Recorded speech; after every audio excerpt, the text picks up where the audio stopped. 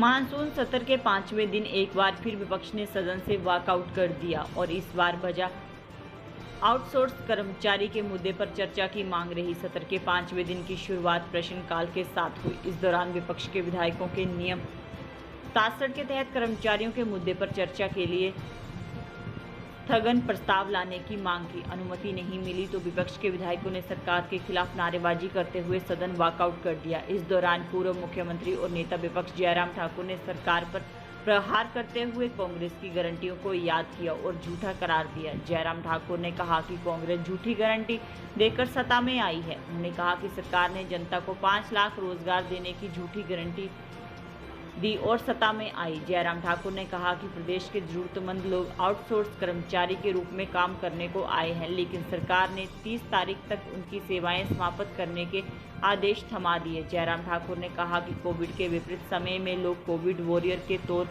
पर काम करने को आगे आए। उन्होंने कहा कि इन आउटसोर्स कर्मचारियों ने सेवा भाव से काम किया, लेकिन मार्च के बाद से पिछले 6 महीनों से कर्मचारियों को वेतन नहीं दिया जा रहा।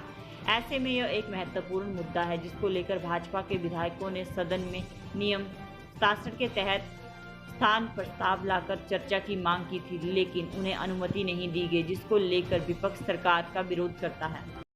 आज बहुत ही महत्वपूर्ण विषय पर हमने नियम 67 के अंतर्गत चर्चा मांगी थी, यानी कि हमारा प्रस्ताव स्थगन प्रस्ताव था, क्योंकि विषय इतना महत्वपूर्ण, क्योंकि हिमाचल प्रदेश में हजारों की संख्या में जो आउटसोर्स में लगे हुए कर्मचारी उनको नौकरी से निकाल दिया गया है और कुछ को निकालने का नोटिस दे दिया है। ऐसी सूरत में जहां कांग्रेस सरकार ने झूठी गारंटी दे करके वादा किया था हिमाचल के बेरोजगारों के साथ कि हम सत्ता में आएंगे तो 5 लाख बेरोजगारों को रोजगार देंगे, और वहां सरकार आने के 10 महीने अब होने जा रहे हैं, लगभग 10,000 ऐसे कर्मचारी जो आउटसोर्स पे लगे थे उनको नौकरी से निकाल दिया।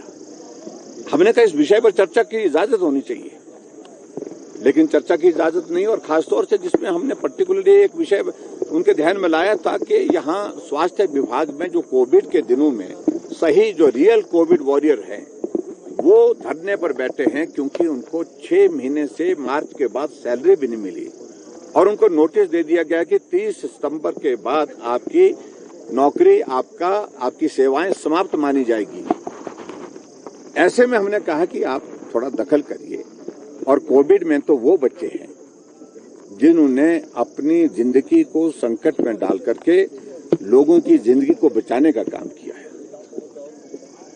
परिवार के सदस्यों ने उस वक्त जो वार्ड में एडमिट होते थे पेशेंट कोविड के, उनके पास जाने से मना कर दिया। ये बच्चे थे जो बच्चे उनको दवाई दे रहे थे, जो बच्चे उनको खाना खिला रहे थे, जो बच्चे उनको पानी पिला रहे थे, और यहाँ तक कि किसी की अगर दुखद मृत्यु भी हुई तो ये बच्चे थे जिन्होंने उनका अंतिम संस्कार तक किया है।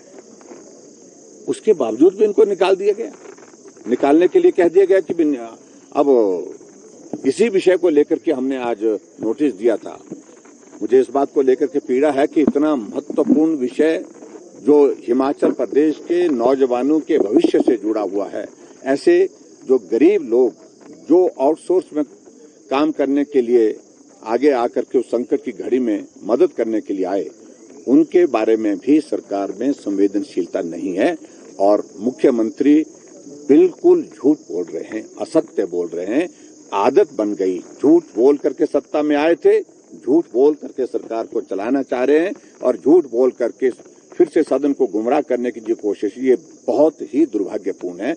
इस बात को लेकर के हमारा ये मानना है कि जितने भी बेरोजगार जो आउटसोर्स में लगे थे उनकी सेवाएं ली जाएं, चाहे वो आईपीएच में, चाहे पीडब्ल्यूडी में है, और विशेष तौर से लगभग 2000 के करीब तो हेल्थ डिपार्टमेंट में हैं जो धरने पर बैठे हैं। उनसे बातचीत की जाए, उनकी सेवाएं समाप्त ना की जाएं, उनकी सेवाएं फिर से बहाल की जाएं, और उसके साथ साथ में जो 6 महीने से उनकी सैलरी बंद पड़ी है उस सैलरी को जारी किया जाए। सर, मुख्यमंत्री कह रहे हैं कि 30 आगे चला रहे हैं और वो जो भी मांगे हो रही है, लेकिन ये भी मुख्यमंत्री जी को मालूम होना चाहिए, क्योंकि वो सत्य तो बोलते नहीं है।